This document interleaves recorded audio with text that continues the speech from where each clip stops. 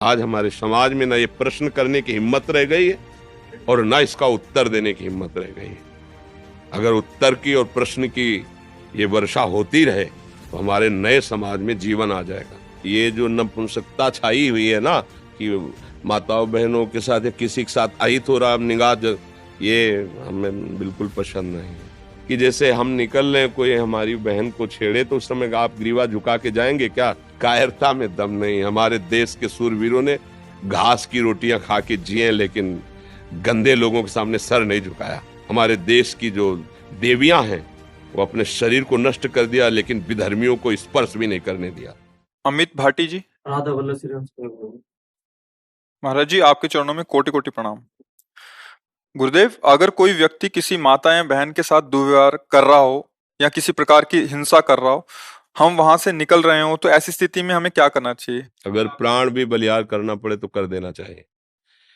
रक्षा के लिए अगर कोई हमें मार भी दे तो उसे भगवत कृपा प्राप्त होगी। उस समय ये जो नपुंसकता छाई हुई है ना कि माताओं बहनों के साथ या किसी के साथ अहित हो रहा निगाह, ये हमें बिल्कुल पसंद नहीं है। हमारा जीवन है, अगर किसी को कष्ट मिल रहा है, परहित लाग तजय जो देही, संतत संत प्रशंसई तेहि। अवसर मिले ना, जो दशरथ जी को सौभाग्य नहीं मिला वो जटायु जी को मिला है। दशरथ जी पिता हैं, लेकिन भगवान की गोद में प्राण नहीं छोड़े। भगवान के विरह में प्राण छोड़े हैं, लेकिन जटायु जी भगवान की गोद में प्राण छोड़े हैं। जानते हो क्यों? क्योंकि उन्होंने सियाजू के लिए अपने प्राणों की बाजी लगा दी। सियाजू को रावण हरण कर लिए। जानता है जटायु कि मैं रावण के सामने क्या हूं।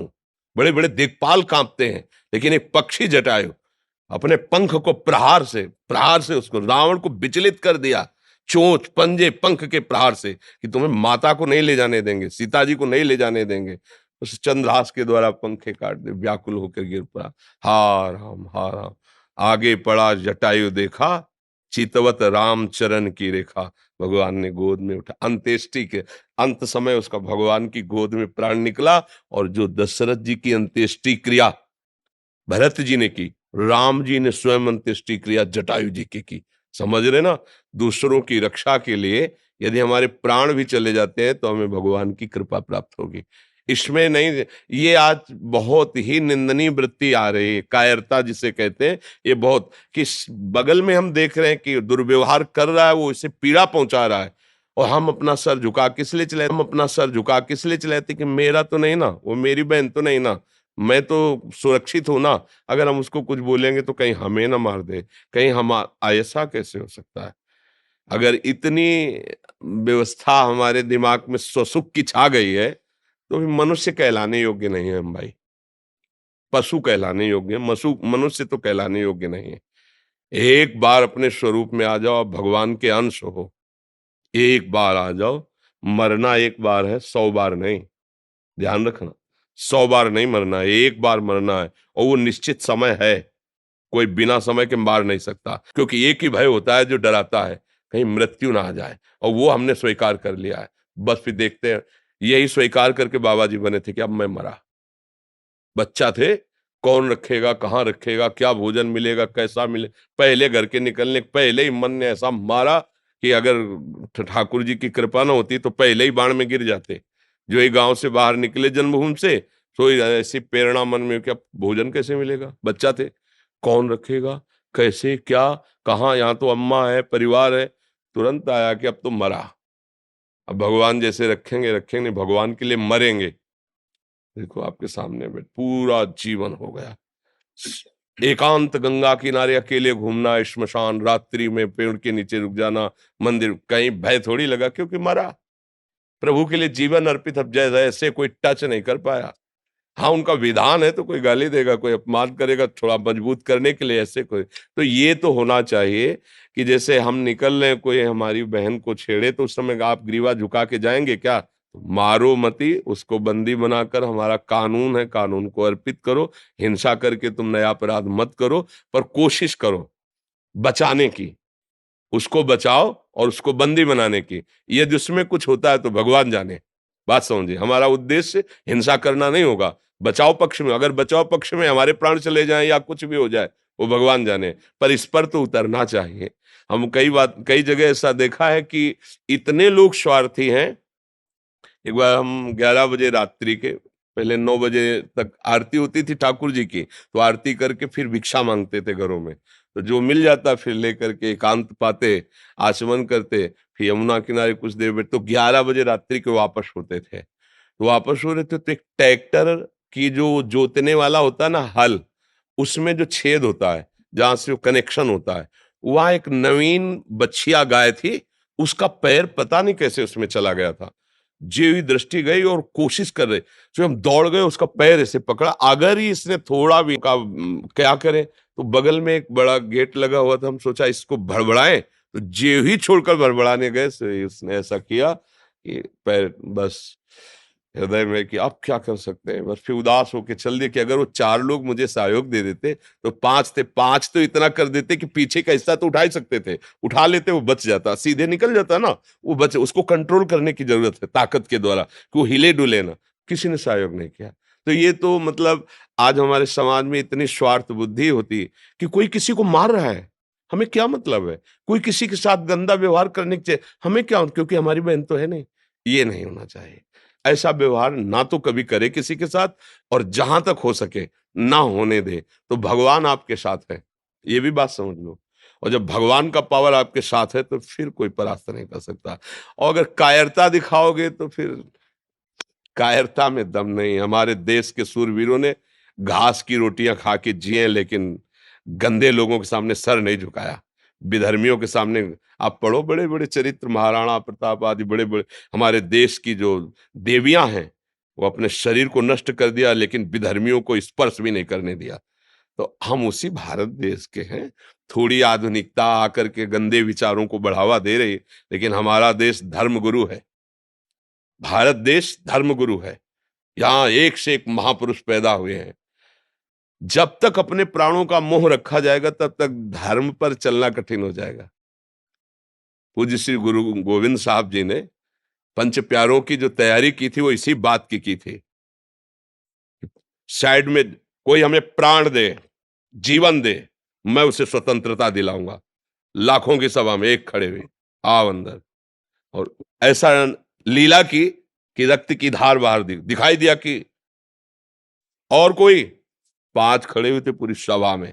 तब कहा था 1.25 लाख से एक को लड़ाऊंगा, क्योंकि इन्होंने प्राण समर्पित कर दिए ना, अब इनको ऐसा बनाऊंगा कि इनके सामने 1.25 लाख भी नहीं टिक सकते। क्यों? प्राणों का मोह छोड़ दिया ना। प्राणों का मोह छोड़ दो, सब भयभीत हो जाएंगे, क्योंकि सबका भय यही होता है कि मैं मरूं ना। और पापी पुरुष में ज्यादा हिम्मत नहीं होती, ध्यान रखना। हम लोग केवल प्राणों के भय से भयभीत होकर अधर्म सह रहे हैं। अगर आप अपने प्राणों का भय त्याग दें तो पापी जो पाप करने वाला है वो भयभीत, रावण भयभीत होके गया था सिया जी के लिए। उसके लिए जो शब्द आए ना, जिसे कुत्ता बढ़ियाई पे जाता है, ऐसे हो गया था। जिसके चलने से दिक्पाल कांपते थे वो वहां कांप रहा था। लक्ष्मण जी ने रेखा खींची थी, हिम्मत नहीं थी कि अंदर चला जाए, तो उसने चतुराई से, विद्वान भी था, चतुराई से कि भिक्षा बंदी नहीं लेंगे, बाहर आइए। पावर होता है भागवतिक। और अधर्म से चलने वाले में एक भय होता है, पर वो दिखाता भय है, वो भयभीत होकर भय दिखाता है। हम लोग भय मान जाते हैं। नहीं तो अधर्माचरण जो हो रहे हैं ना, इनमें बहुत कुछ बचाया जा सकता है। अपनी बहन मान करके अगर हम देखेंगे तो बहुत कुछ हम कर सकते हैं, लेकिन जब हम ये देखते हैं कि अपनी नहीं, तो हमारा गंदा जो भाव है वो हमारे आसपास फैलता है। जैसे भागवतिक भाव है ना, वो आसपास के वातावरण को सुधारता है, ऐसे हमारा गंदा भाव। आज हमारा नया समाज स्वसुख वासना में इतना लिप्त हो गया है कि दूसरे की रक्षा करना भी धर्म है, दूसरे को बचाना धर्म है, ऐसी सोच ही नहीं रह गई। वो खुद ऐसे आचरणों में युक्त हो गए। तुम्हें अपना शरीर प्यारा है तो दूसरा का शरीर, और तुम उसी शरीर के साथ कैसा व्यवहार कर रहे हो, तो वो लोग रक्षा करेंगे। तो वो लोग हैं कौन? हम ही लोग।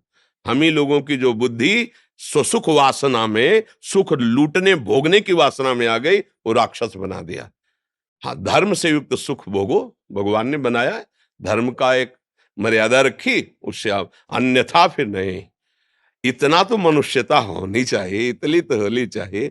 अब वो धीरे धीरे न शास्त्र स्वाध्याय है, न धर्म का परिचय है, न जितेंद्रियता है, तो दम ही नहीं रह गई है। लगता भैया अपने प्राण बचाओ, आज हो रहा है होने दो। ऐसा कितने दृश्य आप देखोगे जिसमें सामने लोग खड़े देख के मुंह फेर के चले जा रहे हैं। अगर वो 4 लोग जा रहे हैं और लौट करके देख लें तो उसकी लघुशंका निकल जाएगी, क्योंकि वो खुद भयभीत है। वो जो अत्याचार परायण हो रहा है ना, वो उसका भय और पाप है। तुम केवल एक बार आंख टाइट करो, उसकी होश उड़ जाएंगे। पर अपने लोगों के अंदर वो बात नहीं रह पा रही। बहुत अच्छा लगा कि आप नवयुवक हैं और समाज रक्षा के लिए ऐसा प्रश्न करते हैं। ऐसा ही होना चाहिए। प्राण तो निकलेंगे ना, एक दिन तो जाएंगे ही यार। अगर धर्म में जा रहे तो मेरा मालिक देख रहा है, बस उसको देखना है, दूसरे को थोड़ी देखना है कि दूसरा कोई वाहवाही दे, हमें मेडल दे। नहीं, हमारा मालिक देख रहा है। फिर वो जो आपके अंदर आनंद आएगा, आप किसी को बचा के देखो, वो जो आपके अंदर सुख और आनंद ऊर्जा आएगी, वो किसी साधना से नहीं आती, वो इससे आती है। जो परहित के लिए तैयार खड़ा होता है, दूसरों के सुख का वर्धन करना और स्वयं दुख सह जाना। कई बार सत्संग में कहा कि तुम जब भोजन पाने जा रहे हो, कोई भूखा नजर आवे तो अपनी थाल का भोजन, अपने हिस्से को उसको पवा के दिखाना। जब वो पा ले, फिर आप अपने हृदय में देखना, जीवन भर पाते रहो, वैसी शांति और शीतलता नहीं आएगी जैसा उसको पवाले से आएगी। कोई गरीब भूखा है, अपने हिस्सा अन्न का दे दिया, और अगर कोई कष्ट में आपने बचा लिया, तो भारी विपत्ति जो तुम्हारे ऊपर कभी भी आने वाली होगी, उस संपत्ति जो तुम्हारे ऊपर कभी भी आने वाली होगी, उस समय भगवान तुम्हें बचाएगा, क्योंकि तुमने किया ना ऐसा अच्छा कर्म। हाँ, जो अरे तो फिर वो भी कहेंगे अरे भोगो अपने कर्मों का फल। हमें बहुत अच्छा लगा, क्योंकि आज हमारे समाज में न ये प्रश्न है और न इसका उत्तर है। बहुत चिंतनीय विषय है। आज हमारे समाज में न ये प्रश्न करने की हिम्मत रह गई है और न इसका उत्तर देने की हिम्मत रह गई है। अगर उत्तर की और प्रश्न की ये वर्षा होती रहे तो हमारे नए समाज में जीवन आ जाएगा। हमारा नया समाज, आप हमारे देश की शान है। अगर आप लोग अपने आचरणों को गिरा देंगे, देशभक्ति की निष्ठा नहीं, समाज भक्ति की निष्ठा नहीं, धर्म भक्ति की निष्ठा नहीं, तो फिर पशुवत आचरण को तो आचरण नहीं कहते। फिर हमारी पशु में क्या भेद वृत्ति रह गई? वो जो खा पी रहा है, भोग रहा है, बस उतना ही। हमारा क्या जीवन? हमारा जीवन ऐसा कुछ होना चाहिए जो उनसे विशेष हो, विशेष जीवन हो। इसलिए मुझे बहुत अच्छा लगा। आपकी भावना को प्रणाम करते हैं और सब ऐसी ही भावना से युक्त बनो। अपने जीवन में कम से कम किसी के काम आ गया जीवन ना, माता पिता भाई बंधु पड़ोसी परिवार देश। देखो ना, हमारे देश के वीरों को देखो, जैसे लोग ब्याह में नहीं प्रसन्न होकर के खुशी होकर जाते हैं, ऐसे फांसी पे चढ़ने के लिए तो विदेशियों के दिमाग काम नहीं करते कि भारतीय है क्या चीज। वंदे मातरम फंदा चुमा और गले में डाल करके झूम गए, देशभक्ति में झूम गए।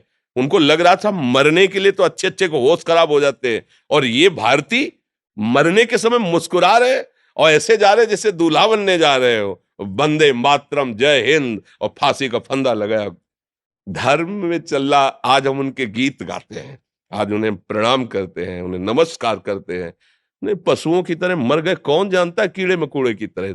अगर धर्म किया तो जैसे यहाँ स्वागत सम्मान आपका, तो वहां परलोक में भी जिसकी यहाँ निंदा होती ना, दूसरों को सताता रहता था, तो नरक में भी उसकी। और जब यहाँ होता है कि ऐसा समाज सेवी, ऐसा धर्म से चलने वाला, तो उसका वहां सम्मान होता है, क्योंकि मालिक देख रहा है ना, ये कर्म भूमि, ये खेती है, जैसा बोओगे वैसे ही आपको फल प्राप्त होगा। धन्यवाद के पात्र बनो, ऐसा जीवन बनो।